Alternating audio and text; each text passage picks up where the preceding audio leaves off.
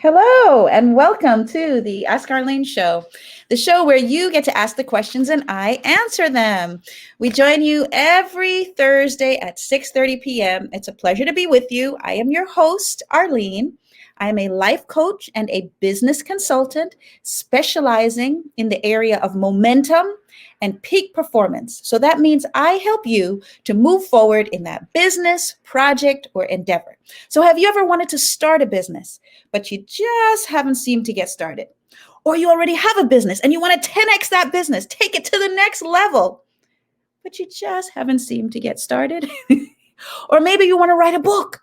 You know exactly what you want to write about, but you just haven't seemed to do it. Or maybe it's not business at all or a book. You've had that 10 extra pounds that you've been carrying around. You know what you need to do, which is walk around the block, eat some vegetables, a little less chips or, desserts or whatever, but you just don't seem to get started.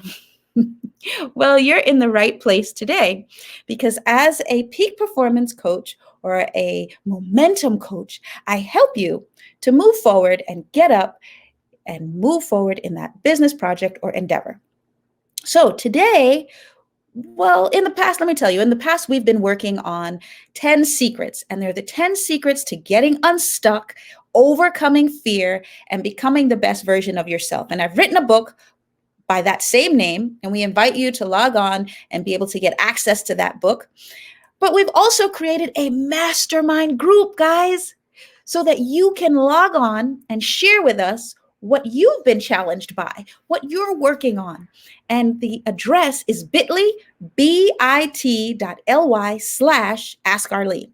And so in case you're wondering, well, what makes you qualified? Why are you into this, Arlene? I'm more than happy to share, for those of you that have not heard my story before, that I was a successful employee working in corporate America in the past. I've also been successful working working on behalf of elected officials. So I worked on President Obama's campaign in the battleground state of Florida, and also as a staffer for several elected officials, and also for the DNC, which is the Democratic National Committee, just in case you're not sure what that is. And then I've worked as a president of several chambers of commerce. So that means that I help businesses to grow and expand and to ensure that their brand gets out there in the marketplace. So today, we're here because of COVID-19. It has caused many people to have to pivot and switch and do things a little bit differently. So in the past, I would have held degrees. So I have several degrees, including master's degrees and credits toward a doctorate. And I still say that those are great ways of moving forward in your business project or endeavor. But guys, since COVID-19, we realized that it's not just about degrees. Yes, I love education, and I am somebody who's educated, so I am a proponent. I've taught in the New York City public school system. But at the same time, we have to pivot. We have to begin to think more creatively about where we want to be, where we want to go in our future. So today, we're talking about part 2 of entrepreneurship and the question of why entrepreneurship? So some of you are sitting there and you're saying, well, I'm not an entrepreneur. I don't want to branch out and quit my day job and go do something else. Well, you don't have to quit your day job, guys. The recommendation is keep your day job. Continue working in the capacity that you're working. And after work, you can begin to branch out and do that particular career. Okay, at 6 o'clock when you finish, or at 5 o'clock when you finish. Or perhaps, like I said, entrepreneurship isn't your thing. And you're like, Arlene, I love your show, but I'm really not an entrepreneur. So then you can support someone else who is an entrepreneur, so that as their business grows, you've hitched your wagon to their horses, and you can enter into that great kingdom as well. So I talked in the past about Jeff Bezos. And why am I talking about him? Because he is the one that made more money last year than anybody else, okay? And he is the same person who for 6 years, his company never turned a profit. So one of the key things that we said in entrepreneurship is that you must stay in the game. Stay the course, guys. So I'm somebody who in the past has gotten upset, like many of you, and decided I'm not going to go on. So my first political job, I'm going to tell you the story. I was a young person, as you can see, of color. And I I tried to get an interview for a political job. So the lady who interviewed me, she happened to know this elected official personally. She saw my resume, she interviewed me, she talked to me, she knew I would be great. Plus my undergraduate degree is in political science, so it was perfect. So as I was being set up for the interview, guys, she made a phone call and she called her friend who is the key elected official. She's a senator. And she said, oh, I have this girl. She's going to be great. She's going to be great. She has all the qualifications of a young staffer. She'll be great. So she put me on with her chief of staff. And I had to interview with the chief of staff. So over the phone, I spoke with the chief of staff. He loved me. Everything was great. So I spoke with the chief of staff. I have this key person who's a friend of the elected official, this senator, and everything is great, guys. And then, so they know my credentials, my degrees, they know my pedigree, but then I walk in to the interview and all of a sudden everything changed. Everything changed. It was like, excuse. Oh, I'm sorry, we can't, I mean, it was so bad that they weren't even sure that they had any positions available at that point. But I was really young and I didn't understand that the challenge was my color. I didn't understand it. But nevertheless, there was this contact. And so I did get a position. But the catch was, guys, I didn't get paid. So all of the other interns that were working on this particular, in the same capacity as me, working for this elected official, they all got paid. I didn't get paid. But I didn't know I was the only one. They promised me that once the elected official went back to DC, then I would get paid. But while we're there working and we're campaigning and we're doing our thing, we're talking. So I realized from this gentleman, who of course didn't look like me, that he was getting paid. And he's like, of course I'm getting paid. Everybody's getting paid. And so I was like, are you getting paid? And are you getting paid? And this guy, are you getting paid? And then I realized I was the only one not getting paid, guys. So you know what I did? I said, how dare they? And I quit. So I quit. And who did I hurt? Was the senator upset? No. Did they call me and say, oh, you need to come back? We really changed our mind. We're going to pay you. No. So what we're talking about is persistence. Regardless of what's going on out there, we need to have our focus, our goal, our vision for what it is that we want to do. And we said 9 out of 10 businesses fail within the first 5 years. Why do so many businesses fail? Well, it's because people quit. The business isn't making money. They can't continue to maintain all of their staff, maintain the office building, maintain their, fancy schmancy cars. And so they eventually let the business go. But if you listen to the story of Jeff Bezos, you'll find that his business was not profitable for 6 years. For 6 years. And as a matter of fact, it took 14 years, guys, for his business to make as much money in the fourth quarter of 2017 as it did for all those years previously. And now he's the person who makes more money, who made more last year than anybody else. He's number 1 on the Forbes list. He kept going. He hung in there. He stayed in it. So learn from my mistake, learn from my experience, because it was really heartfelt. I felt really bad.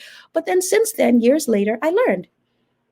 You find a route, you find an alternate methodology, and you keep going. So this is COVID-19, guys, and I'm looking at the time. I'm not that good at time, guys, but we're going through COVID-19. And during COVID-19, we know that we have to pivot, okay, because things are not as they used to be. Now, many businesses have to go online in order for them to maintain the dollars and cents. So we have to figure out how can we expand that book, that vision, that dream, and do it online, because that's where a lot of people are now. Many of those large office buildings are empty because people are working from home. So if they're at home, they're on their computers typing, and they can see your business project or endeavor. Oops, I think I did something to my screen. Okay, so the goal then is to see what you can do to expand. So you have that 9 to 5 job or 9 to 6. After you work, get on and see what project can you start? Maybe it's writing that extra book. Maybe you want to lose that extra weight. And now after you've lost that weight, you want to get online and tell other people how to lose weight. That's a business, telling people how to lose weight. Maybe you want to write that book. And now that book is about the challenge that you had on that job and how you helped to resolve it. And now other people can learn from you about how to resolve their challenges on the job. Like I know a gentleman who is just masterful at speaking to his bosses and letting them know who's boss and how things need to be handled. He's a master at it. Some of us are not that good. But if he wrote a book sharing with us how we can also be masterful on the job and deal with office politics, then we could be helped. And he could make a mint, doing just something that he's good at and something that he loves. And that's called entrepreneurship. Okay, so it doesn't have to be the traditional form of entrepreneurship where you get the brick and mortar building and you're selling widgets in your store and you're standing there and the customers are coming in. No, we've transitioned. Now we have Amazon. Now we have YouTube. Now we have LinkedIn. Now we have all of these other social media outlets where you can market your business, project, or endeavor. So going back to entrepreneurship and saying you can start a business, but if it's not in your heart or in your DNA to actually do a business, then I challenge you today to find someone else who is conducting a business, who's launching a new venture, and join with that person. Hitch your coach to their horses, okay? As they say, join in with them and help that person to expand in their business. And now, as things change, as times unfold, you have a business, you have something, a project or endeavor that you can work on. Now you're a board member. Now, as you know, for those people who invested in Amazon stock years ago, they're now all millionaires. Okay, regardless of how they started out. So like I said, use your time, use your talents, use your gifting. If it's not in your DNA to start that business, to support someone else who is starting a business. Okay, and like I said, you don't need to take a whole lot of time and start out with a whole lot of money. So guys, today I have some people who are business owners and they're going to ask me some questions because this is the Ask Arlene Show. So they're going to ask me questions about business and I am going to answer their questions. But we're going to do that after the break. And I want you to stay on, guys, stay on, because this may be the question that you have that makes you want to move forward and branch out and actually do that project or endeavor that you've always wanted. Okay, we'll go to break now.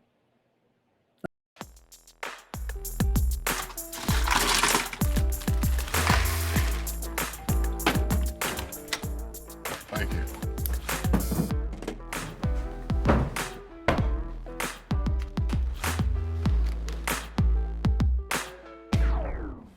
You got a king? Go fish. In your face, in your face. It only takes a moment to make a moment. Take time to be a dad today. Put the keys down, Kevin. But I'm gonna drive home. There are several warning signs present that you shouldn't be driving. I've taken 25 selfies in the last 10 minutes. 26. Yep, I'm definitely gonna call a ride home. Hey, this is Arlene of the Ask Arlene Show, which airs on Thursdays at 6:30. Guys, we are doing a 5K challenge where we're asking you to walk 5,000 steps every day. During COVID-19, many of us are indoors. Many of us are not as active as we used to be, going to work, walking to take the kids to school. We're all indoors. And so we need to have a little bit of a boost and a challenge in order for us to become more healthy and become the best version of ourselves. So if you've been wanting to lose a few pounds, or maybe not, you just want to be as healthful as possible, join the challenge, guys. Go to bit.ly/Ask Arlene, capital A for Arlene, capital A for Ask, okay? And join us today for the 5,000 step per day challenge. Look forward to seeing you there. Hello, and welcome back to the Ask Arlene Show, the show where you get to ask the questions and we answer it. So in the PSA, that short message, I said to join us in our Mastermind group. You can join us at bit.ly/capital A for Ask, capital A for Arlene. So bit.ly/Ask Arlene. And that way you can join our group, share with us what challenges you're having, the goals that you have, the aspirations that you have regarding your project, business, or endeavor. Like I said, to lose that 10 extra pounds, or to write that book, or to start that business. Whatever it is, guys, join us and share with us how we can help you. Okay, and also make sure that you subscribe now to our YouTube group at Ask Arlene Show. So today we're going to allow you to ask us some questions, and we're going to start with Gary. He's going to ask us or let us know what the question is. What questions do we have, Gary? Hi, Arlene. When I was growing up, you were encouraged to get a job, climb up the ladder, get benefits, and retire. What would you say to the generation today about business trends? Okay. Ask me that question again, Gary. I'm sorry. And when I was growing up, you were encouraged to get a job with benefits and retire. What would you say to the generation about business today and business trends? Okay, great. So before, you were asked to get a job with great benefits and retire. Yes, that was the goal. You know, go to school, get a good job. You know, ooh, I got my first job, and you stay in that job for forever until you retire. But unfortunately, these days, a lot of us are not doing that. We're not getting a job at 21 or 22 years old after you graduate from college and then staying in that job for the next 30 years until we retire.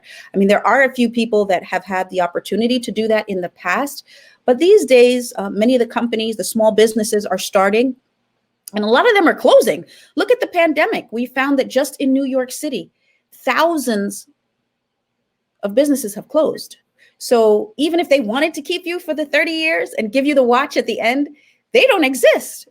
So yes, we have very many more businesses today, but we don't have many more businesses that are lasting and that have longevity. So the secret, what I was always told, is that if you enter a company and you don't see any gray-haired people that look like you, chances are that they're not keeping people for 30 years. So if everyone in the business is young and it's not a young company, that's probably not a business that you're going to be able to last with for a while. So you need to think about that. If you're not in the healthcare industry and you're in a business that has very young people, everybody's new, all the employees are disgruntled, you need to start looking and making sure that you have an exit plan and an alternate plan. I'm not saying leave today, quit today, because you want to have something in order to connect with the next thing.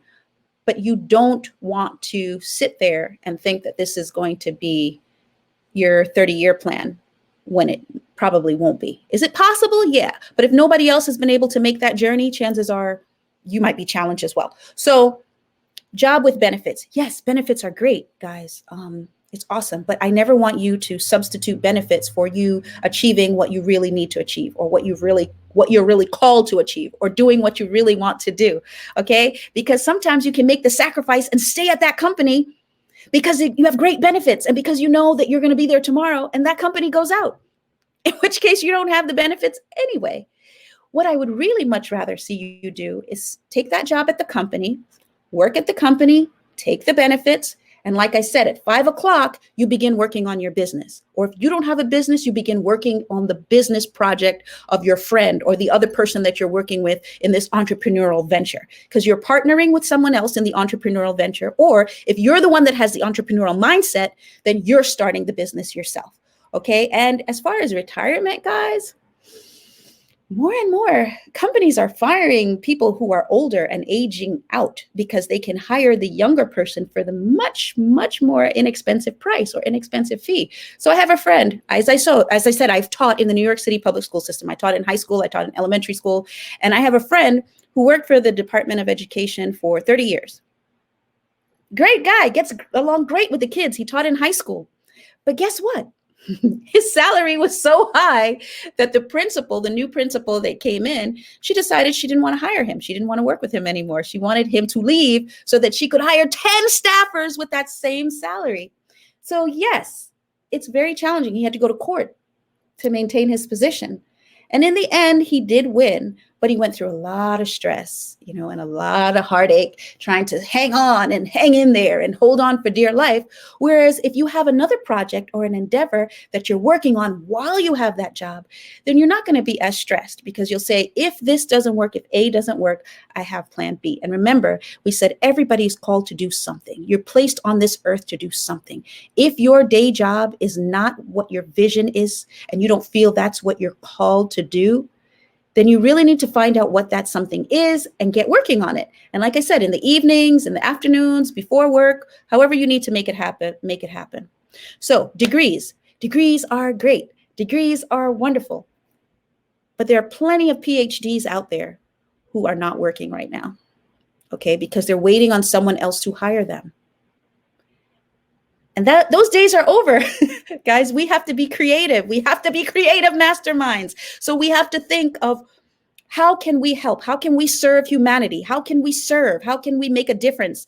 Look at the problems that exist and decide, what problem can I resolve? What can I fix? How can I help people? Because the more people we help, that's how we make money. That's how we increase our funds and our ability. So some people say, oh, don't get a degree. I've heard many people these days say, don't worry about getting a degree, just work in a particular industry and make your way up the ladder. So that is a route. And there are people who have no degrees and they're working and they have positions. And these days, I would actually recommend, if you have an opportunity to get into a firm, get into a company and work.